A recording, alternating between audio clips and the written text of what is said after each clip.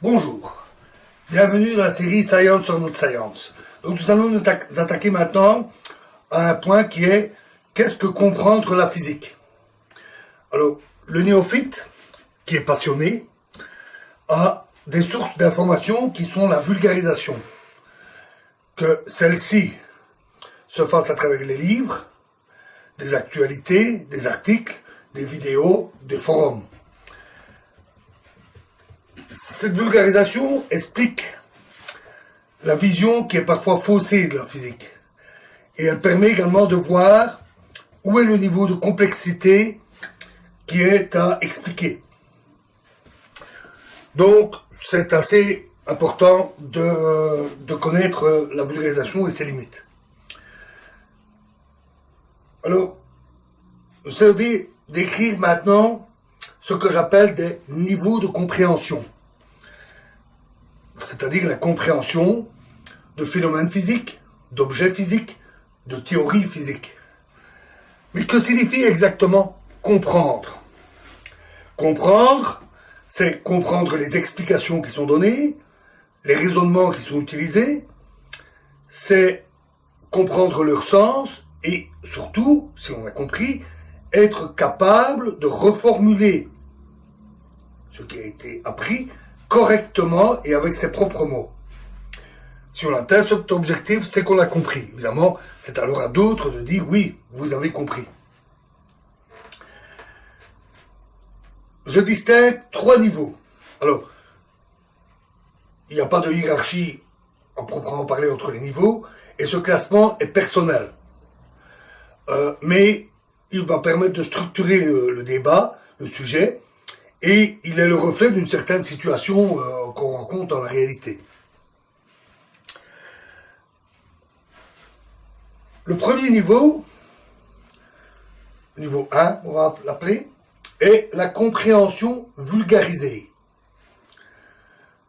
Cette compréhension se fait via la vulgarisation, bien entendu, via les différents vecteurs que je viens de citer. La vulgarisation est presque toujours qualitative, en dehors de quelques chiffres ou des ordres de grandeur qui sont donnés, superficielle, et elle donne une approche superficielle des phénomènes, objets et théories, ainsi que des raisonnements.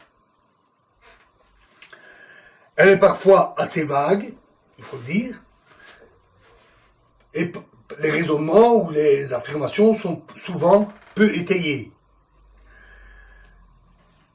La vulgarisation est en fait le reflet de travaux qui, eux, sont élaborés, complets, précis, mais qui sont rarement cités dans la vulgarisation.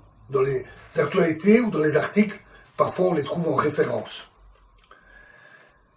La vulgarisation utilise beaucoup d'analogies et des images mentales pour essayer d'expliquer, de faire comprendre, avec des limites et des défauts, mais qui sont rarement cités aussi.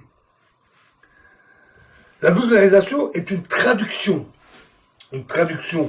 partielle, approchée, approximative, parfois même adaptée, voire déformée, de travaux qui existent par ailleurs. C'est un peu le sommet de l'iceberg. Le sommet de l'iceberg, c'est la vulgarisation, et on ne montre pas, ou on ne voit pas, l'énorme masse de travaux et de connaissances qui sont sous la surface opaque de la vulgarisation. Certains, on va dire un peu extrémistes de la science, refusent de parler de compréhension de la physique à travers la vulgarisation. Mais on peut au moins parler de compréhension de la partie expliquée, des résultats, de ce qu'ils impliquent. Ils donnent une description, on peut comprendre ces descriptions. Ils donnent des analogies, on peut comprendre ces analogies. Si on fait attention aux limites de la vulgarisation, si on connaît ces limites, la compréhension ainsi obtenue a les mêmes limites que la vulgarisation, c'est-à-dire qu'elle est partielle, approchée, mais cette compréhension est tout à fait juste. Le deuxième niveau de compréhension, c'est la compréhension expérimentale. C'est la connaissance détaillée, précise, complète des expériences, éventuellement dans un domaine dans lequel on est concerné, des observations, des instruments qui sont utilisés et des résultats des mesures. Leur publication nécessite des articles suffisamment précis que pour pouvoir reproduire l'expérience à l'identique. Ce qui est important pour les scientifiques. On doit avoir les données brutes, c'est-à-dire avant tout calcul ou toute analyse statistique, ces données brutes doivent être disponibles. Alors, ça, il faut dire que ce n'est pas toujours le cas, mais la tendance actuelle est d'aller vers fournir ces données brutes, surtout qu'Internet permet de stocker de grandes quantités de données et d'y accéder facilement. Pour un scientifique, mettre la main à la pâte est très utile. Même si on s'oriente par la suite vers la science, la physique théorique, la physique est une science expérimentale. Et c'est en mettant à la pâte qu'on comprend et qu'on sait vraiment comment marche une expérience. Et c'est très important. Le troisième niveau de compréhension est la compréhension théorique. C'est la connaissance détaillée des modèles et des théories, avec tout l'arsenal qu'elle déploie, l'arsenal mathématique, ainsi que les liens avec les données expérimentales, que ce soit celles qui permettent de construire la théorie ou celles qui permettent de la valider. Les raisonnements, ils sont rigoureux, c'est-à-dire mathématiques. Les hypothèses doivent être clairement identifiées et justifiées. Justifiées par d'autres théories ou par les données expérimentales. Toute description littéraire, lorsqu'il s'en trouve, doit être absolument claire, sans ambiguïté. Le sens des mots doit être celui qu'on utilise en science ou expliqué. Et on ne doit pas y trouver d'hypothèses implicites cachées dans la description théorique.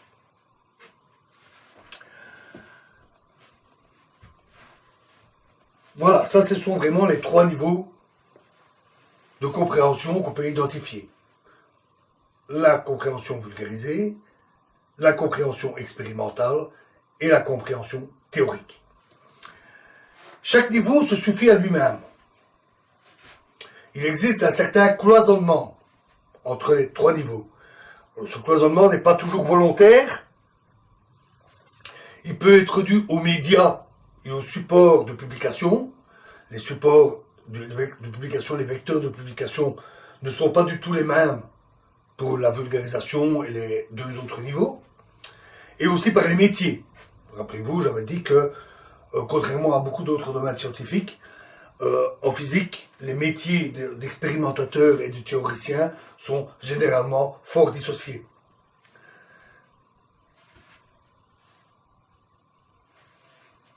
Le cloisonnement entre le deuxième niveau et le troisième niveau, donc expérimental et théorique, n'est pas absolu, puisque le troisième niveau théorique utilise les données expérimentales.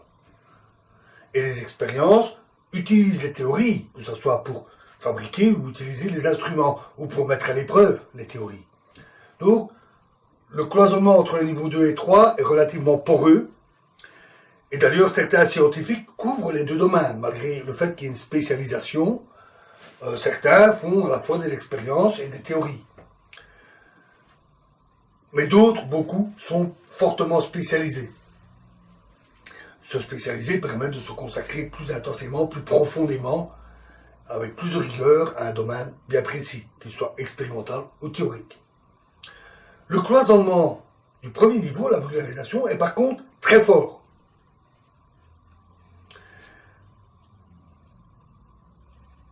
C'est normal, puisque justement, il est destiné à des néophytes qui ne connaissent pas les autres niveaux de compréhension. Et pour éviter de devoir maîtriser les niveaux 2 et 3, on veille à ce que la vulgarisation se suffise entièrement à elle-même, qu'elle contienne ce qu'il faut pour tout comprendre, quand on y arrive. Ça a malheureusement la tendance de donner une illusion qu'en voyant la vulgarisation, sans connaître du tout les deux autres niveaux, l'illusion de comprendre la totalité. Ce qui peut être dommageable, puisque c'est faux. On voit que le sommet de l'iceberg.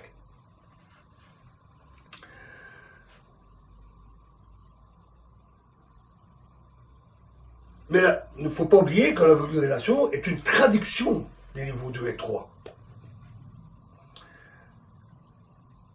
Le contenu de cette vulgarisation n'apparaît pas ex nihilo. Il est impossible de faire de la science au niveau vulgarisation, nous en avions déjà parlé. Donc, la vulgarisation n'est que l'aboutissement. On ne fait pas de science au niveau 1, et malheureusement, ce n'est pas toujours visible à cause du cloisonnement. Donc on ne voit pas toujours bien que ce n'est pas à ce niveau 1 de vulgarisation qu'on fait la science. Voilà pour les niveaux de compréhension. J'espère que ça permet de voir plus clair sur ce que veut dire comprendre la physique. Alors, il y a plusieurs sujets que j'avais déjà explorés qui sont importants. Par exemple, la vulgarisation, j'avais consacré tout un long passage à décrire la vulgarisation, ses limites, ses défauts. Je ne reviendrai évidemment pas dessus, je ne vais pas répéter. Vous pouvez voir ou revoir ces vidéos, ou les voir si vous ne l'avez pas fait. N'oubliez pas que les vidéos que je fais sont vraiment une suite.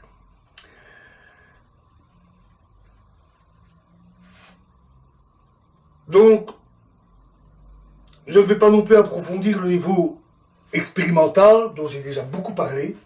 Comment se font les mesures, avec quels instruments, comment ça se pratique. J'avais aussi décrit tout cela en détail. Et de même le rapport entre les données et ce qu'on en fait en théorie, les aspects quantitatifs. J'avais déjà l'analyse des données, les analyses statistiques, les analyses d'erreurs systématiques, accidentelles, rappelez-vous, où vous voyez les vidéos correspondantes.